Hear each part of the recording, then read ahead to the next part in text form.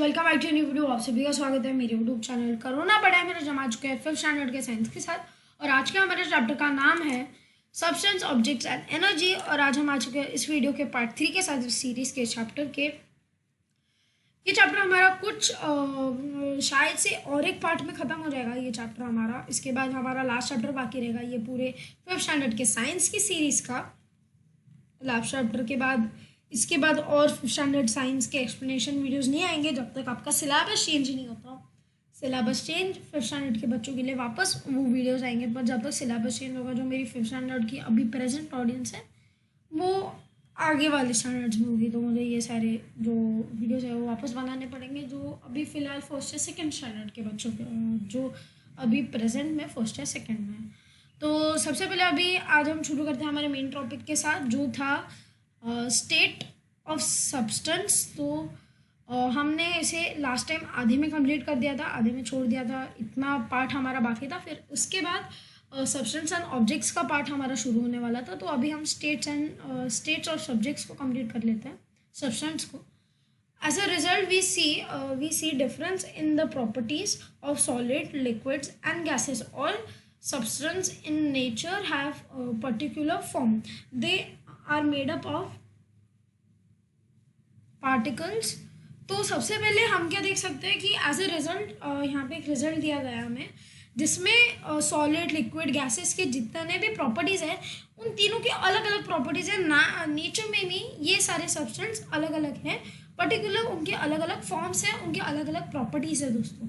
तो ये एक ही पार्टिकल से बना होता है। एज पर हम वाटर का एग्जांपल देख सकते हैं, ये हर एक में लागू नहीं होता है। वुड का कोई लिक्विड या गैसेस स्टेज नहीं होता है वुड का। तो ये अभी वाटर के लिए एक एग्जांपल था जिसमें वाटर एक बहुत अच्छा एग्जांपल होता है जो सॉलिड, लिक्विड, गैस ये तीनों चीज़ों में प्रेजेंट हो सकता है। तो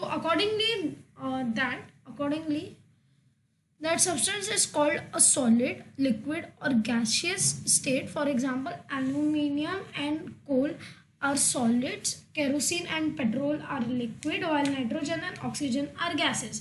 तो ये देखो ये कुछ सब्सटेंस है जो सॉलिड, लिक्विड, यहाँ पे एग्जांपल्स दिए गए हैं। फॉर एल्यूमिनियम और कोल सॉलिड्स है, केरोसिन और पेट्रोल लिक्विड है, नाइट्रोजन और ऑक्सीजन गैसेस है।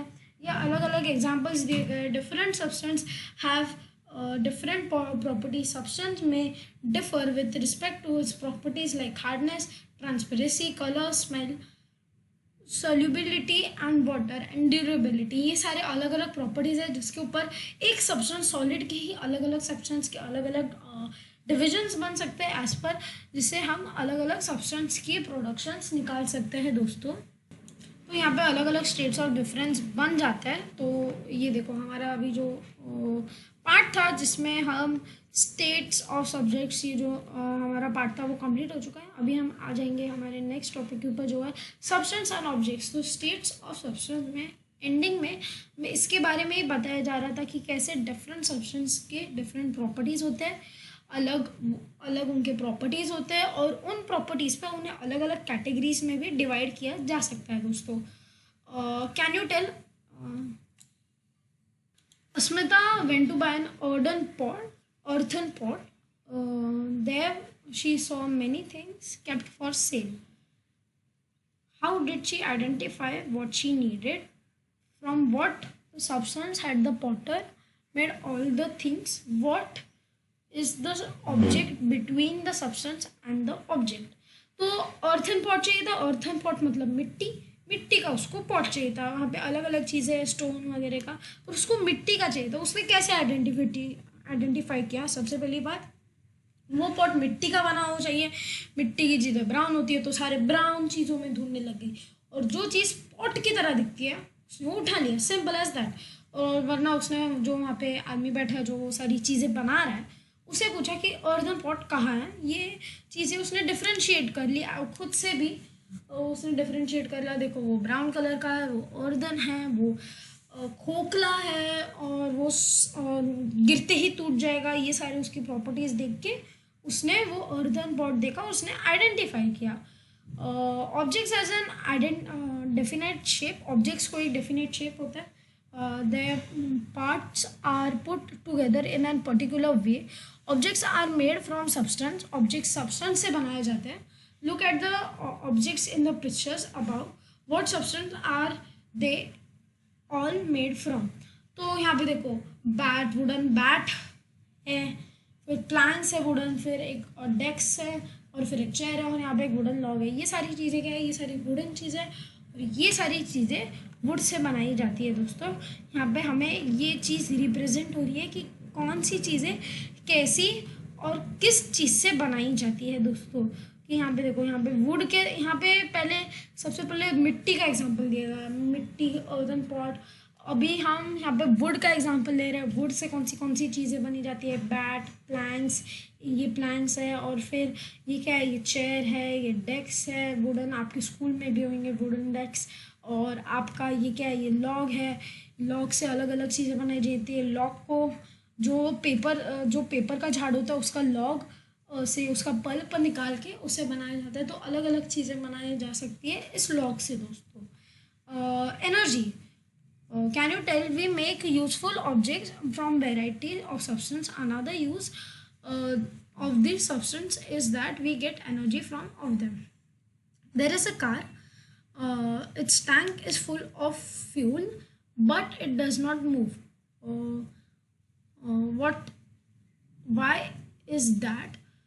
When we run a long distance we feel tired, we have to stop. Why is that?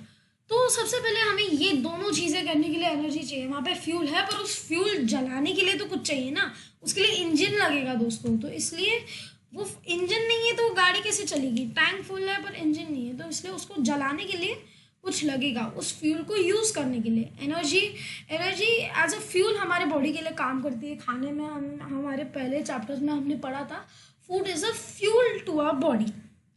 Energy is और उसी एनर्जी हम उस फूड को यूज़ करते हैं और उस फूड से हमें क्या मिलती है दोस्तों, एनर्जी मिलती है। व्हेन पेट्रोल और diesel burns in a motors vehicle, energy gets release. When the petrol is finish और it stops burning, the vehicle stops running to.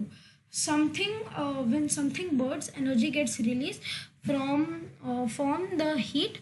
You have learned that our body too has energy is obtained by burning of certain substance.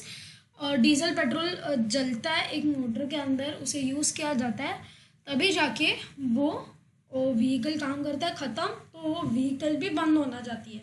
तो ऐसी अगर हमें कौन सी energy use करनी है तो उसे पहले जलाना होगा, फिर एनर्जी रिलीज़ होगी हीट के फॉर्म में।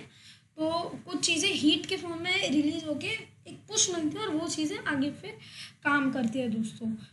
हमारे बॉडी को भी ऐसी ही कुछ एनर्जी चाहिए होती है जो अलग अलग चीज़ों से ऑब्टेन होती है।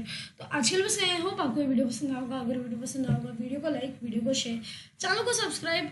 और जाने से पहले हमने ये जो थर्ड पार्ट है वो भी हमने इसका कंप्लीट कर लिया, जिसमें हमने आज एनर्जी, ये जो टॉपिक है वो शुरू किया। एनर्जी टॉपिक मैं इसके नेक्स्ट वीडियो में ख़त्म कर दूंगा, जिसके साथ हमारा ये जो चैप्टर है वो भी ख़त्म हो जाएगा। और फिर उसके बाद हमारा फिर एक ही चैप्टर बाकी रहेगा जो है कम्युनिटी एंड हेल्थ हाइजीन, यही चैप्टर बाकी रहेगा। फिर उसके बाद ये सीरीज़ पूरी ख़त्म हो जाएगी दोस्तों। तो इसलिए नेक्स्ट वीडियो में आपको मिलूँगा एनर्जी टॉपिक को कंप्लीट करते हुए। तो तब तक के लिए गुड बाय।